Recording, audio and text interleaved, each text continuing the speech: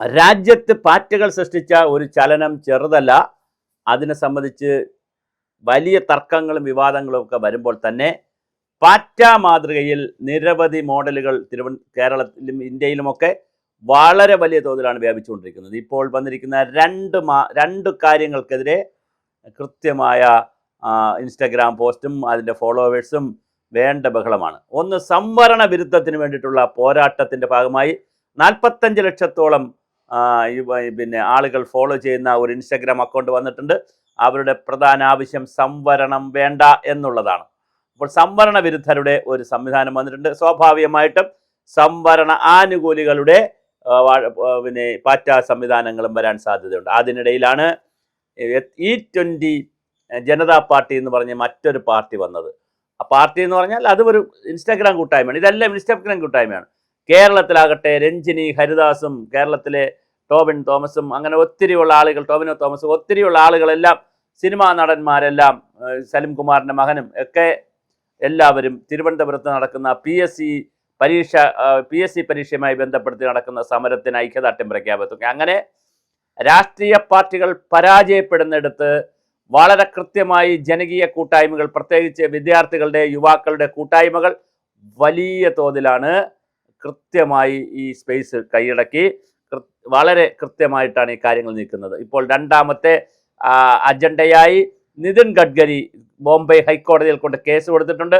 തൻ്റെയും കുടുംബത്തിനെതിരെയും വ്യക്തിപരമായ താൻ എടുത്തത് ഒരു രാഷ്ട്രീയപരമായ ഒരു തീരുമാനമാണ്, അല്ലെങ്കിൽ ഒരു ഭരണപരമായ തീരുമാനമാണ്.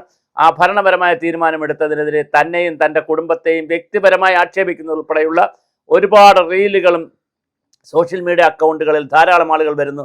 അതെല്ലാം നിരോധിക്കണം അല്ലെങ്കിൽ കേസെടുക്കണമെന്ന് പറഞ്ഞുകൊണ്ട് നിതിൻ ഗഡ്കരി മുംബൈ ഹൈക്കോടതിയിൽ കേസും കൊടുത്തിട്ടുണ്ട്. അപ്പോൾ വളരെ രസകരമാണ് രാജ്യത്തെ കാര്യങ്ങൾ. ഇതിനിടയിലാണ് മോദിയുടെ ഇമേജ് കുറഞ്ഞുപോയി എന്നൊരു വാർത്ത വളരെ കൃത്യമായി BJP വൃത്തങ്ങൾ വരുന്നു. മോദിക്കുണ്ടായിരുന്നൊരു ഇമേജ് UP ഗവൺമെൻറ്റിൻ്റെയും അതുപോലെ തന്നെ അടുത്ത ഗുജറാത്തിലെയും പിന്നെ പഞ്ചാബിലെയും ഒക്കെ തെരഞ്ഞെടുപ്പിന് മോദിയെ മുൻനിർത്തി എങ്ങനെ വിജയിക്കാമെന്ന് ചിന്തിച്ചിരുന്നിടത്ത് മാറിയാണ് മോദിയെ എങ്ങനെ ഇനി മുൻനിർത്തും എന്നുള്ള ഒരു ചിന്തയിലേക്ക് BJP RSSും വരുന്നു എന്നുള്ളത് ചെറിയ കാര്യമല്ല. കാരണം അവിടെ വിദ്യാർത്ഥികളും യുവജനങ്ങളും ഇറങ്ങിയാൽ, പകരം ഇറങ്ങി മോദി വിരുദ്ധമായ ക്യാമ്പയിൻ നടത്തിയാൽ ഇന്ത്യയിൽ തൽക്കാലം അതിനൊരു മൈലേജ് കിട്ടും എന്നുള്ള കാര്യത്തിൽ യാതൊരു തർക്കവുമില്ല.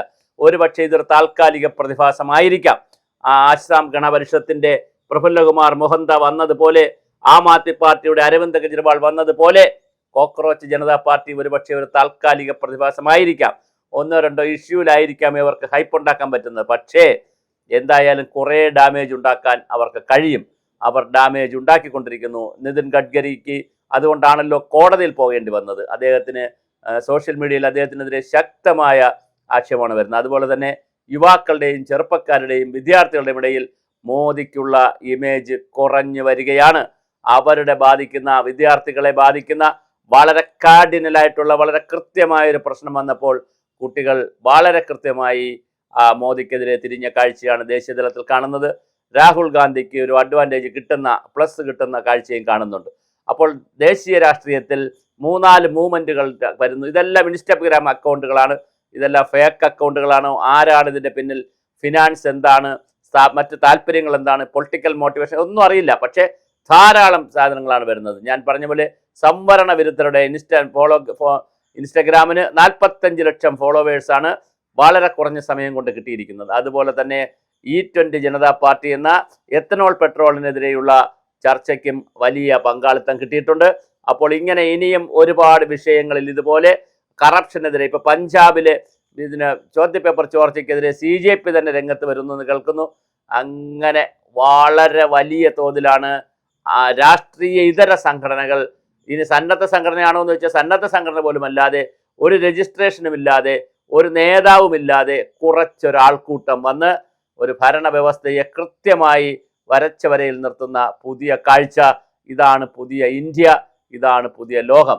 കാരണമെന്ന് പറയുന്നത്, നേരത്തെ ആണെങ്കിൽ വിദ്യാർത്ഥി പ്രക്ഷോഭം എന്നൊക്കെ പറയുമ്പോൾ കൃത്യമായ സംഘടനാ സംവിധാനം ഉണ്ടാകും, കൃത്യമായി സാമ്പത്തിക പിരിവുണ്ടാവും, വളരെ കൃത്യമായ തയ്യാറെടുപ്പുണ്ടാവും. പക്ഷേ ഇതെല്ലാം ഒന്നുമില്ലാതെ സോഷ്യൽ മീഡിയ തയ്യാറെടുപ്പിലൂടെ, ഇൻസ്റ്റഗ്രാമിലെ ആഹ്വാനത്തിലൂടെ, അല്ലെങ്കിൽ പിന്നെ ഫേസ്ബുക്കിലെ ആഹ്വാനത്തിലൂടെ കൃത്യമായി ലക്ഷക്കണക്കിന്, ആയിരക്കണക്കിന്, പതിനായിരക്കണക്കിന് പേരെ മൊബിലൈസ് ചെയ്യാൻ കഴിയുന്നു, അതും യൂത്തിനെ മൊബിലൈസ് ചെയ്യാൻ കഴിയുന്നു എന്ന് പറയുന്നത് വലിയ വലിയ സംഭവമാണ്.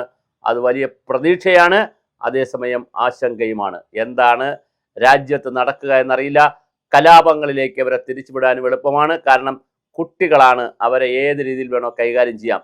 ആ കാര്യം ഇന്ത്യയിലെ രാഷ്ട്രീയ പ്രസ്ഥാനങ്ങൾ തിരിച്ചറിഞ്ഞിരിക്കുന്നത് നല്ലതാണ്. അങ്ങനെ കുട്ടികളെ നമുക്ക് അടിച്ചമർത്താനും കഴിയില്ല. വല്ലാതെ വലിച്ചൂരി വിട്ടാൽ അവർ ഉണ്ടാക്കുന്ന കലാപം എന്തെന്ന് നമുക്ക് തിരിച്ചറിയാനും ബുദ്ധിമുട്ടായിരിക്കും. അതുകൊണ്ട് വളരെ സംയമനത്തോടുകൂടി, വളരെ ആത്മസംയമനത്തോടുകൂടി കൈകാര്യം ചെയ്യേണ്ടുന്ന ഒരു മേഖലയാണ് വിദ്യാർത്ഥി പ്രക്ഷോഭം. തൊട്ടടുത്തെല്ലാം ലോകത്ത് പൊള്ളിയിട്ടുണ്ട്. അതുകൊണ്ട് തന്നെ വളരെ കൃത്യമായി ഇത് കൈകാര്യം ചെയ്യുന്നതിൽ കേന്ദ്ര ഗവൺമെൻറ്റുകളും രാഷ്ട്രീയ പാർട്ടികളും ശ്രദ്ധ പതിപ്പിച്ചില്ലെങ്കിൽ കൃത്യമായ പൊള്ളലായിരിക്കും എല്ലാവർക്കും ഏൽക്കുന്നത്. അത് ഒരു പാർട്ടിക്ക് മാത്രമായിരിക്കില്ല. തൽക്കാലം മോദിക്കെതിരെയൊക്കെ പറഞ്ഞ എല്ലാ പാർട്ടികളും ഒക്കെ സന്തോഷിക്കും. പക്ഷേ അല്ലെങ്കിൽ BJP സന്തോഷിക്കുക, എല്ലാവരും സന്തോഷിക്കാം, അങ്ങോട്ടും ഇങ്ങോട്ടൊക്കെ സന്തോഷിക്കാം. ധർമ്മേന്ദ്ര പ്രധാൻ രാജിവെപ്പിച്ചപ്പോൾ ഞങ്ങൾ ഇതൊക്കെ തീർത്തില്ലേടാ എന്നുള്ള നിലയിൽ BJPക്ക് സന്തോഷിക്കാം. ഞങ്ങൾ ധർമ്മേന്ദ്ര പ്രധാൻ രാജിവെപ്പിച്ചില്ലേടാ എന്ന് ചോദിച്ചിട്ട് പ്രതിപക്ഷത്തിന് സന്തോഷിക്കാം. എല്ലാവരും സന്തോഷിക്കുമ്പോഴും തെരുവിലിറങ്ങുന്ന വിദ്യാർത്ഥികളെ അവരുടെ ആവശ്യങ്ങളെ അനുഭാവപൂർവ്വം പരിഗണിച്ചില്ലെങ്കിൽ, അവരെ കേൾക്കാൻ തയ്യാറായില്ലെങ്കിൽ, തീർച്ചയായിട്ടും അവരെ ആജ്ഞാപിച്ച് അവരെ തകർക്കാമെന്നാണ് വിചാരിക്കുന്നതെങ്കിൽ ചിലപ്പോൾ അത് അണ പൊട്ടിയാൽ പിടിച്ചാൽ കിട്ടാത്തതായിരിക്കും എന്ന് മനസ്സിലാക്കുക. CJPയുടെ ഈ ഒരു മൂവ്മെൻറ്റിൽ നിന്ന് രാജ്യത്ത് ഒരുപാട് മൂവ്മെൻറ്റുകൾ ഉണ്ടാകുന്നു എന്നുള്ളതാണ് വളരെ രസകരമായ കാര്യം.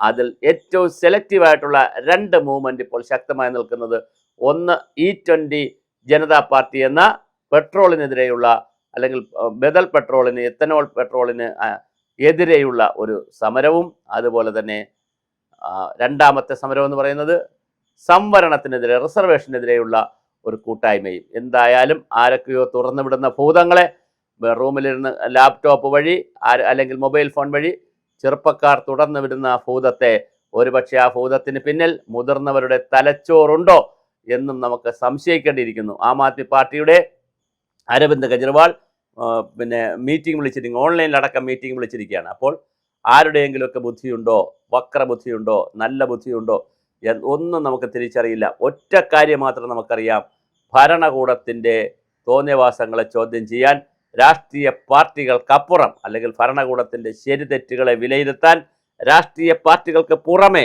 വിദ്യാർത്ഥികളുടെ കൂട്ടായ്മകൾ ഉണ്ടാകുന്നു എന്നുള്ളത് പുതിയ രാഷ്ട്രീയമാണ്. അതെങ്ങനെയാണ് ക്ലച്ച് പിടിക്കുക എന്ന് നമുക്കറിയില്ല. കാത്തിരുന്ന് കാണുക മാത്രമേ നമ്മുടെ മുന്നിൽ കരണീയമായ ഒരു മാർഗം